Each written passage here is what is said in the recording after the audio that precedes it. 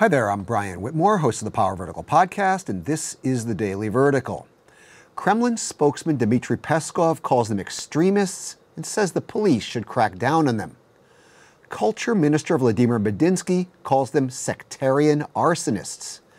And in an editorial, the newspaper Vedomosti has asked why Patriarch Kirill has been silent about them.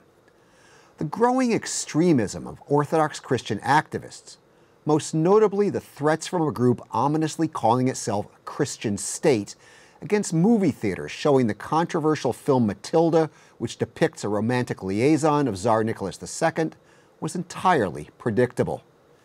And so were violent acts like the Molotov cocktail attack on the St. Petersburg studio of Matilda's director, Alexei Uchitel, and the two arson attacks on cars near the Moscow office of Uchitel's lawyer.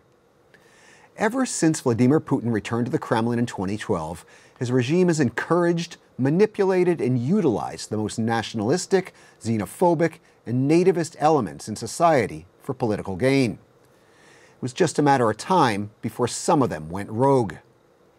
Now, the Kremlin claims to be shocked and appalled about the emergence of radical groups like Christian State. And the recent violence and threats of violence does create the appearance that the Putin regime is losing control over the Frankenstein monster it created. But we would also be foolish not to expect the Kremlin to use this atmosphere of fear to its advantage.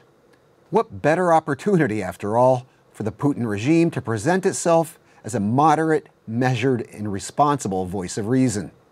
And just in time for election season.